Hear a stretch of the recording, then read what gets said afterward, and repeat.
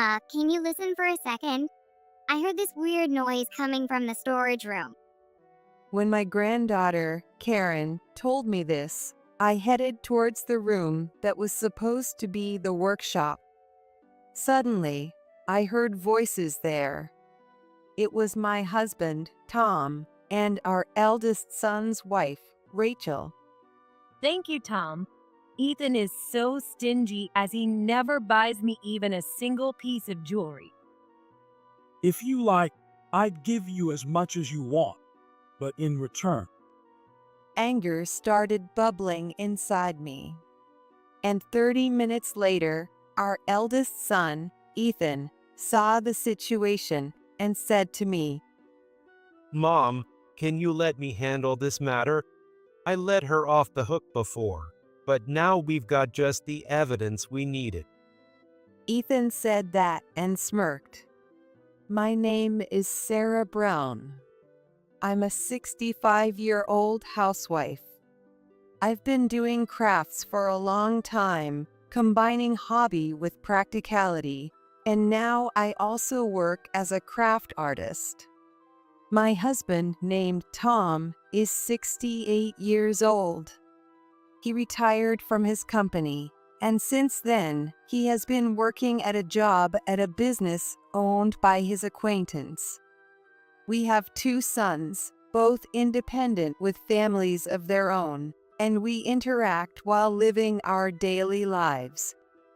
However, we face several issues. The worst is that Tom does not understand my hobby, livelihood, and crafts. Since I was young, I have loved embroidery and knitting. My interest in crafts grew from there. But it became a job like it is now when the boys were still in elementary school. At one point, Tom became so ill he had to take time off work, and our income significantly dropped. So, while taking care of him, I looked for a job to supplement our household income, and home-based work was the best fit for me. I have always enjoyed meticulous tasks and can't stop focusing on the job once I start, so I quickly improved.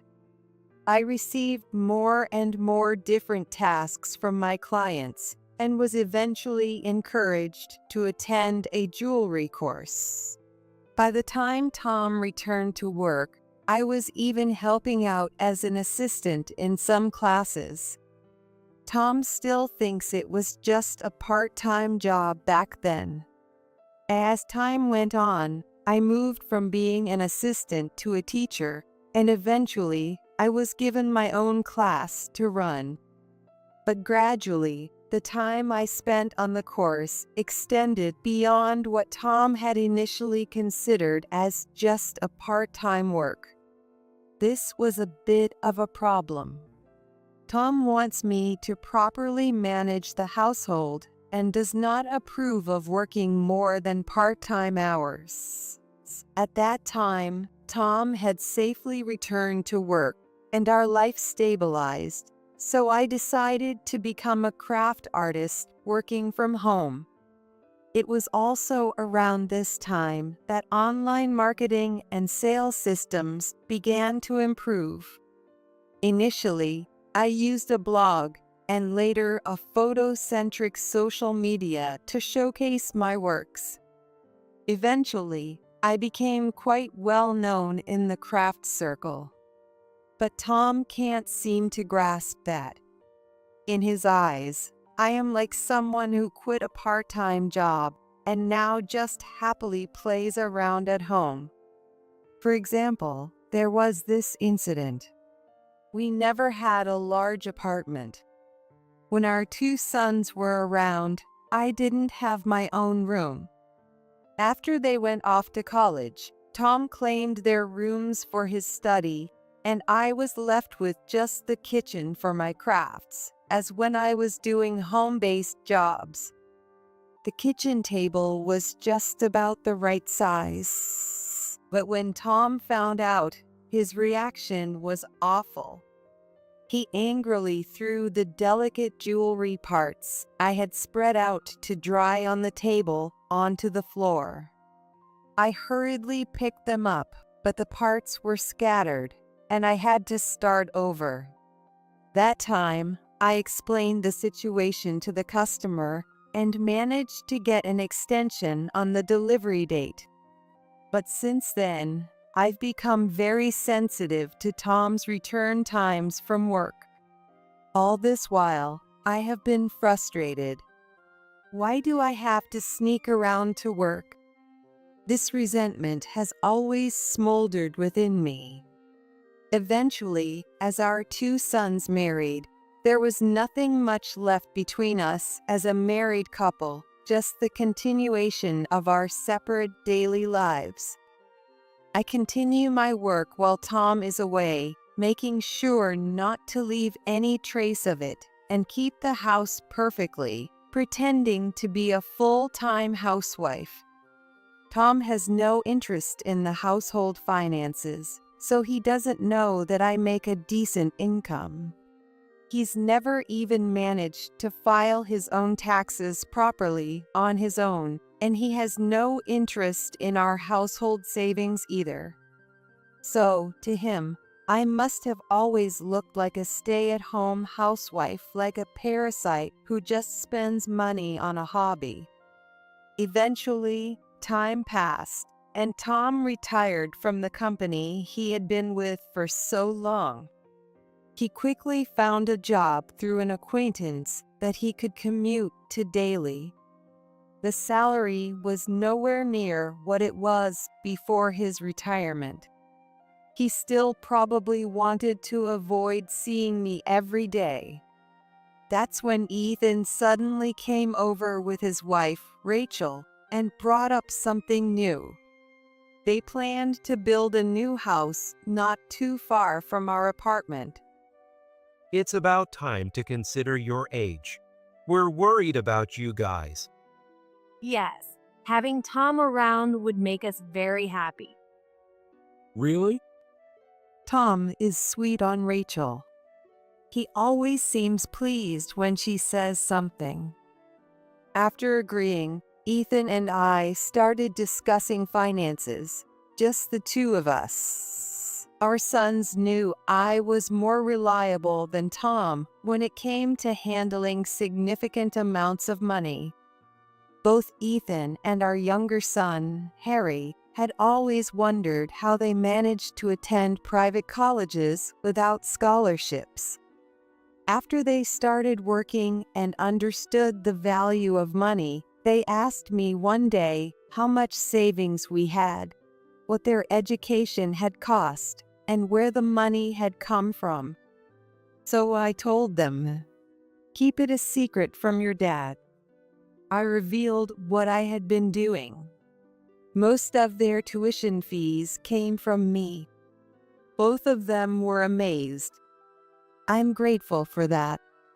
Probably because of this, even after Tom and Harry got married, they frequently visited us, especially Ethan's daughter, Karen, who loves beautiful things and always looked at my creations with awe. But tell me something you like, and I can get it for you. When I say that, Karen responds, Mom wouldn't like it. She just shakes her head. Rachel was somewhat tricky for me. She's not bad on the outside. But from what Karen says, there's something untrustworthy about her. My name could have been way more unusual than it is now. Karen sighed. For a daughter in the upper grades of elementary school, the sense of this name was likely a shock. Mom likes sparkly, detailed jewelry too. If I brought some home, she'd claim she looks better in it and take it from me. It was hard to believe, but Karen continued. And she's absolutely clumsy, so it's clear she'd break it. That's why I can't even buy sparkly things, even if these are for everyday use items. What an ungraceful act for an adult towards a child who loves cute, sparkly things. It's hard to confront Rachel, as she usually shows a decent face to me and hardly slips up. But she's always too comfortable around Tom. I don't know her motives, but when she comes over, she flatters Tom and satisfies his vanity. It was during such times that Ethan brought up building a new home. And then Ethan said something that made me happy. Mom, you've been through a lot because of me, so in the new house, I'm planning to prepare a room for your workshop. How about that? Really? Are you sure? Yeah, it's close by, so you can come over whenever you like. I was genuinely happy to hear Ethan's words. It could be said that my passion, which I had pursued secretly, was finally recognized by my son. Of course, I was somewhat recognized socially, but not being acknowledged by my closest family, and this was tough emotionally. When the house was finished and Ethan's family was almost settled in, I tried to move my tools and materials to the workshop. But when I got there, I found the room already filled with stacks of cardboard boxes. What was going on? I decided to ask Rachel. Rachel, wasn't that room meant for me by Ethan? She looked at me as if it was trivial and said, Well, Sarah, we still need a lot of things. It's not odd to have a storage room, right? but this was specifically designed for me by Ethan from the planning stage. Didn't you know about that? I knew, but he would never complain about what I say. Leaving behind a baseless parting shot, Rachel also said, We still have a lot of unpacking to do. she added, and then left. I stood frozen at the entrance to what was supposed to be my workshop, and I was stunned. Boxes were piled up near the entrance as if they were blocking me out. Eventually, the cleanup was done, and a garden party to celebrate the new house began. The attendees were Ethan's family, who owned the house, us and Harry's family, and Ethan's friends. I wanted to talk to Ethan about the workshop, but I never found the right moment. Even at this party, Tom and Rachel ignored me and never broached the subject about my workshop. Rachel was supposed to prepare the garden party food. However, Tom said to me, "Why don't you help out?" So I ended up doing most of the cooking. I couldn't join the party and just kept cooking and serving. Rachel has guests to entertain.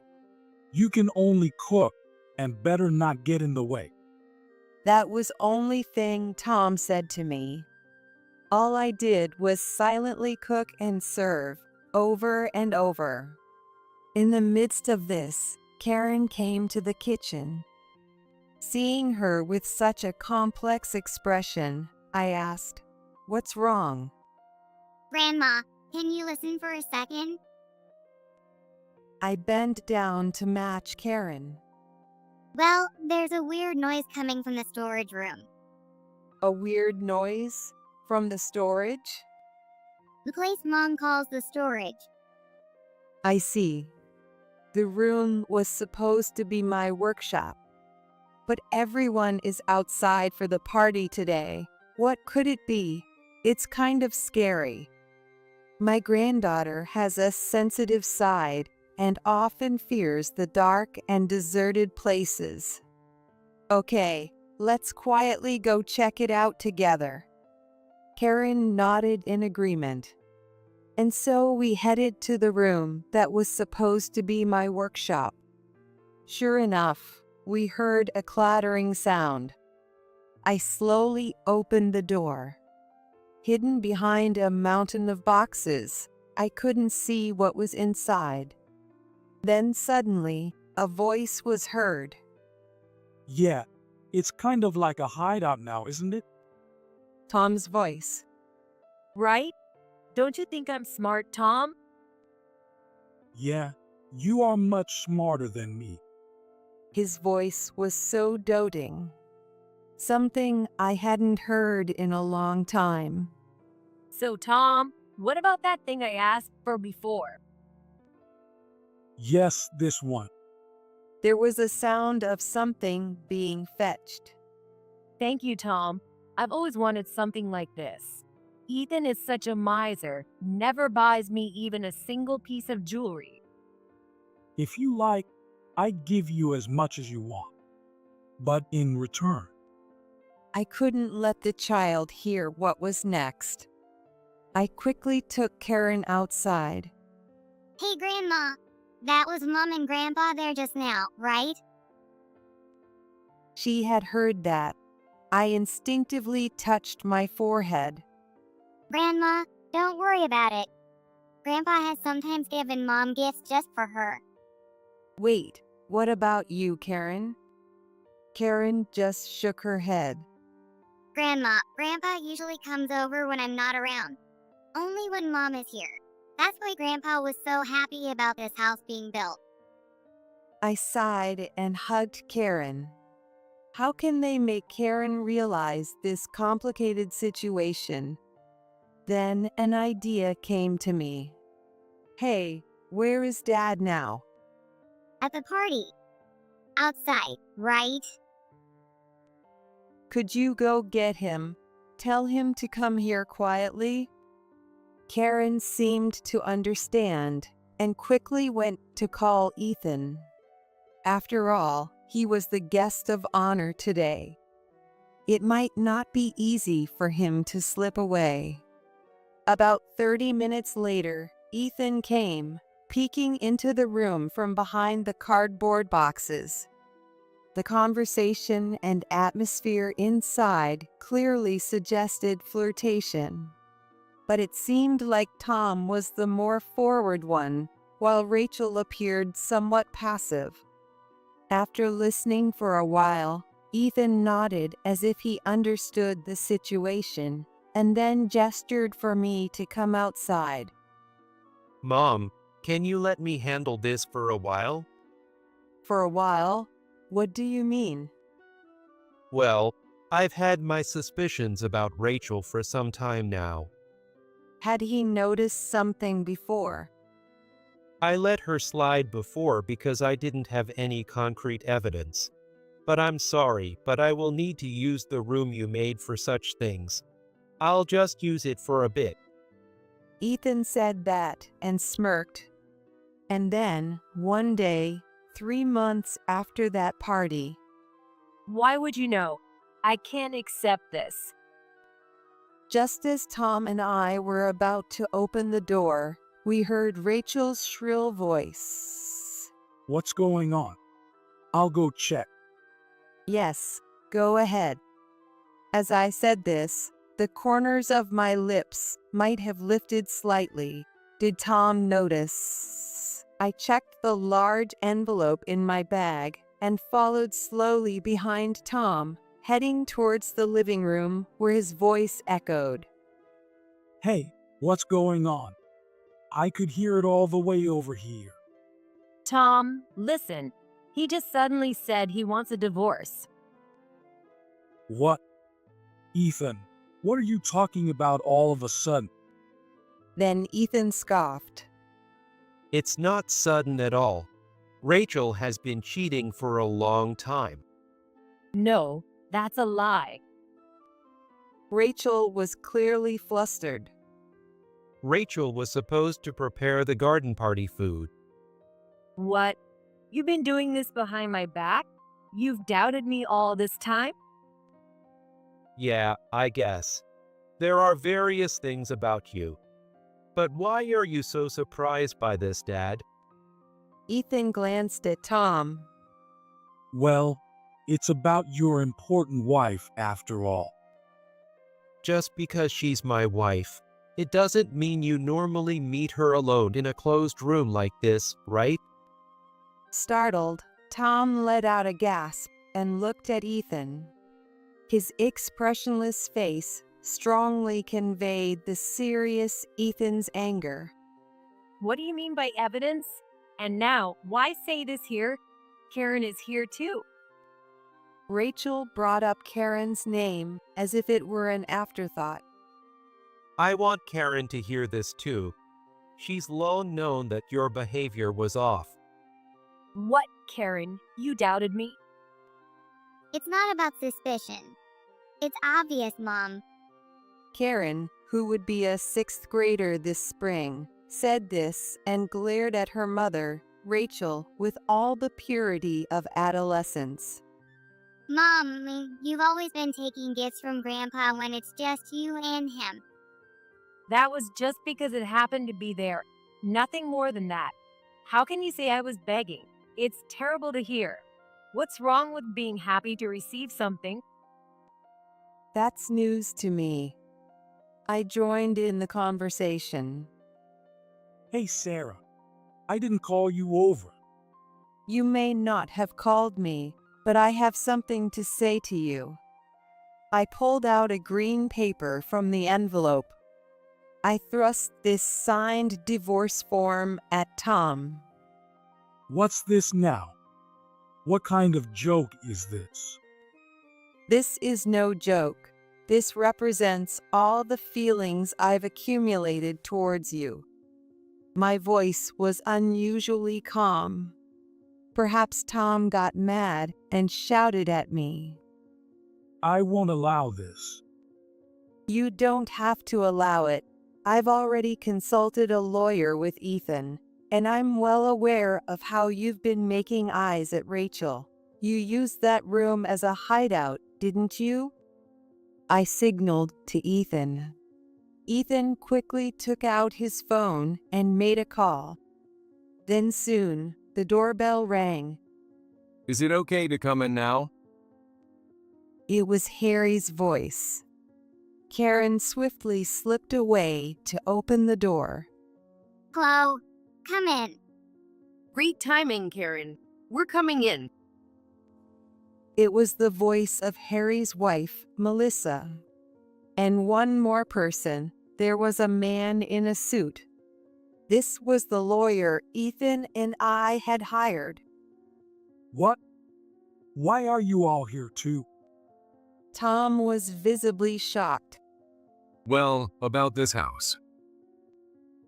Harry, let me explain. Actually, I've been thinking of transferring half of this house to Harry and Melissa. What? Rachel's voice flipped. Right.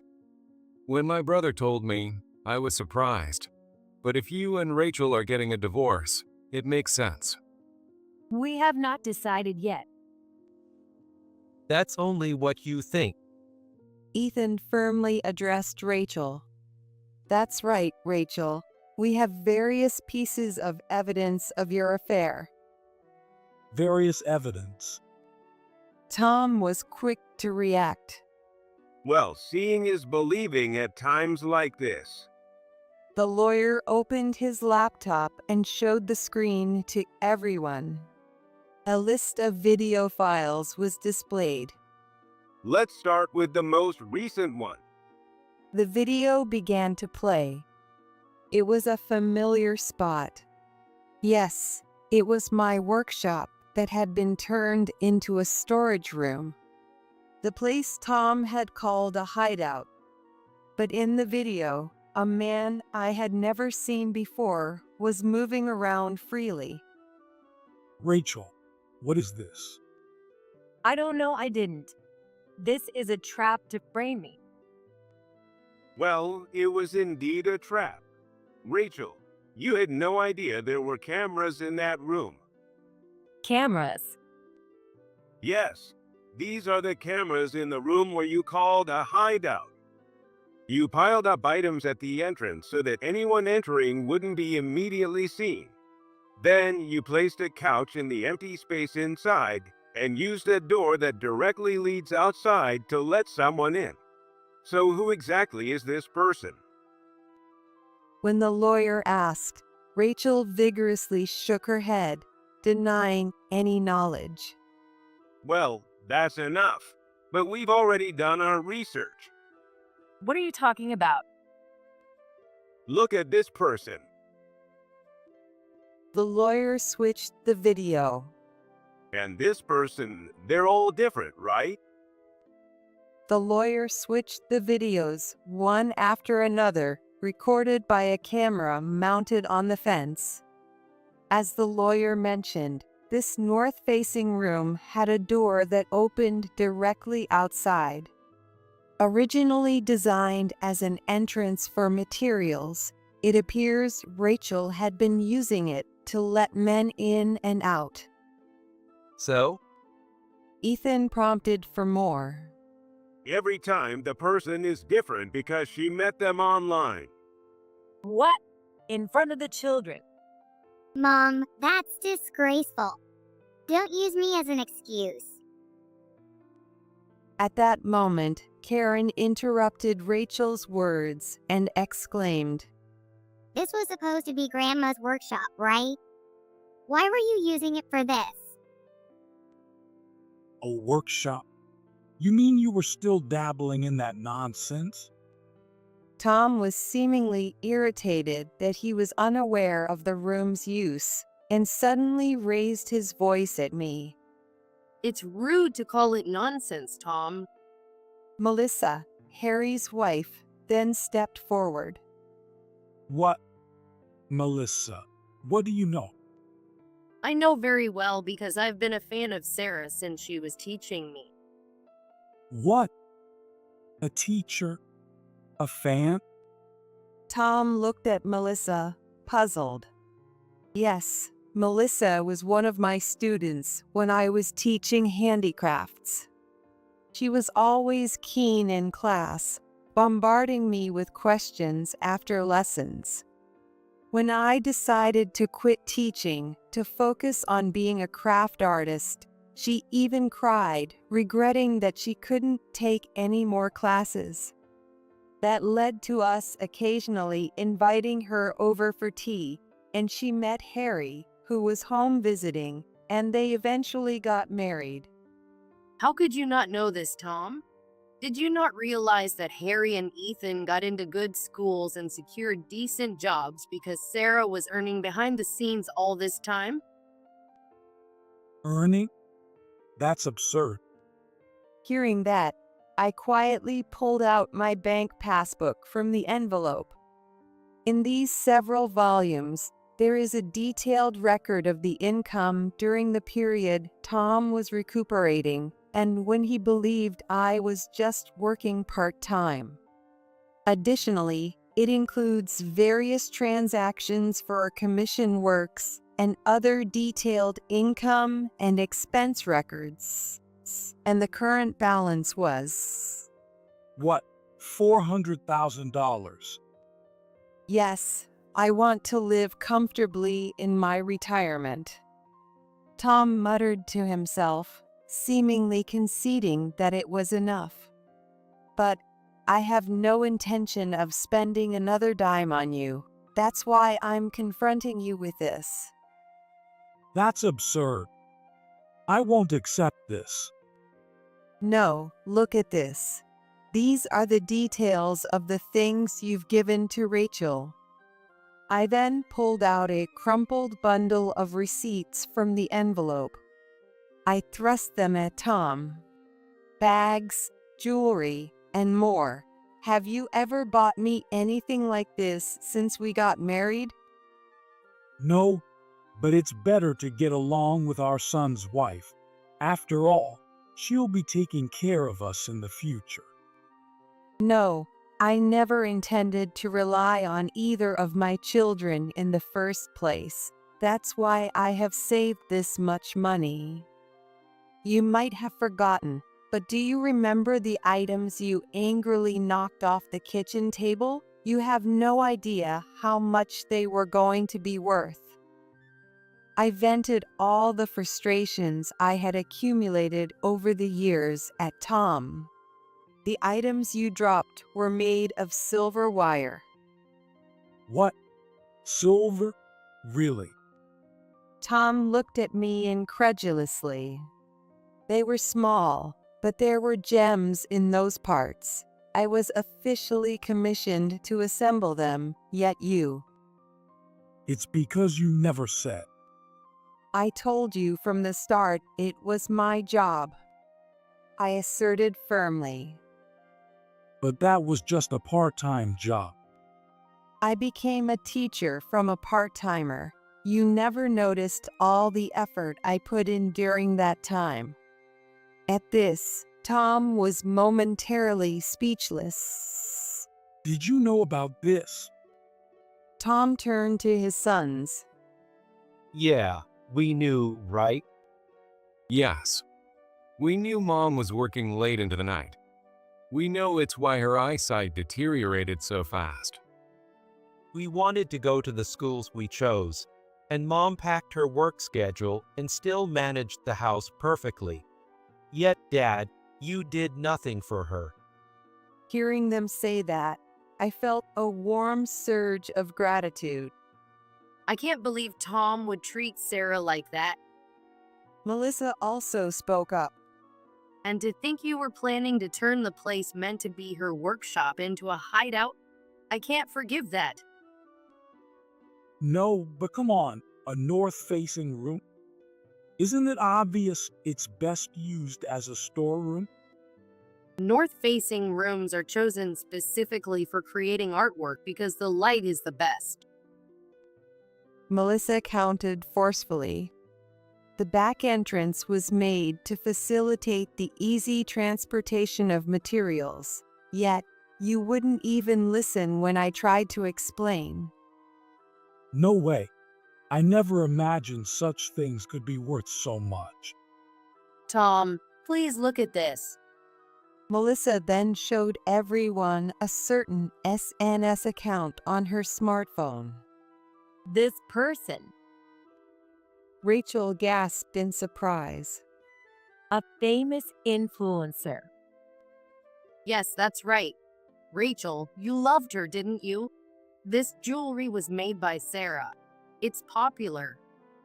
Rachel was speechless with surprise. And I found this too. Melissa showed everyone Rachel's account. Who were you dining with here? Certainly not with Ethan. No, I don't recall ever going out to eat like this with her. In fact, she hasn't invited me for a long time. Rachel's, you usually invite us and bring Karen, and we all go out together more, especially recently, right? Because dining out with you guys is just at a family restaurant at best. Rachel looked around nervously. So what, Mom? You didn't like going to family restaurants with us? Were you embarrassed? It's not that, but what's wrong with wanting to dress up and eat a nice meal with a handsome man once in a while? I couldn't help but say, that's just wrong, out of sheer frustration. Do you even realize what you're saying, Rachel? And I heard you were the one paying for those meals. Did you know that much? Ethan and Harry exchanged glances and nodded. At that party, when you were oddly close to my dad, we still hadn't found the decisive evidence. But that was the start, and your mistakes just kept coming out. So we decided to investigate thoroughly. Why would you do that? Stop it. I was so sick of that side of you, Mom. Suddenly, Karen shouted. Mom, how could you think you wouldn't be caught? What do you mean? If Melissa could track down your account and see those photos, so my classmates' moms could easily figure out what you've been up to. Hearing this, Rachel's face turned pale. Plus, my classmates' moms love gossip and sleuthing. They already know what you've been up to. Do you understand how I felt when they told me? Karen said this and then burst into tears on the spot. It was apparently a moment of immense embarrassment. Melissa comfortably patted Karen on the back. So, What exactly do you want from us now? Tom asked in a choked voice. Don't say it's Tom. You had your faults. I'm not to blame for just that. How can you say that? Fury shaking, Ethan was about to retort when the lawyer interjected soothingly. First off, Rachel, your husband is asking for a divorce based on your infidelity. You're likely to lose. You'll also have to pay alimony. Then there's child support that you will have to pay for your daughter. Wait a minute. Child support means? I don't want to live with Mom if we get divorced. Karen stated firmly. I want to change schools if possible. Do you understand? It's all because of you, Mom. Even my friends look at me weird. And I've always resented you for trying to give me that bizarre name. Hearing this, Rachel collapsed to her knees. Did you hate that name so much?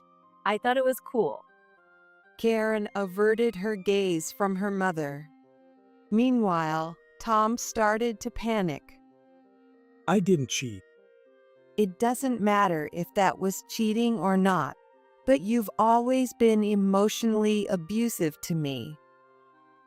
Emotionally abusive? Tom looked at me, seemingly not understanding. You may not have seen it that way, but at this point, I don't care if it's irreconcilable differences or whatever else. I just want to be away from you, that's all. I want to do what I desire freely, without being troubled by you. I will stay in this house. You can continue living in the apartment on your own, right? That's not possible. That's possible. The lawyer interjected. After all, your wife contributed significantly to the funds to build this house. It was even planned to be built for 2 families. There's plenty of room, and she has every right to live here. It's because you've been frivolously flirting with others' wife and neglecting my mom as well. Hearing Ethan's words, Tom collapsed.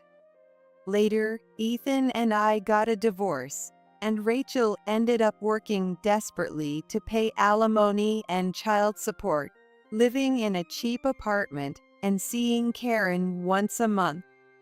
Tom finally learned to manage his finances and realized how careless he had been with money all these years.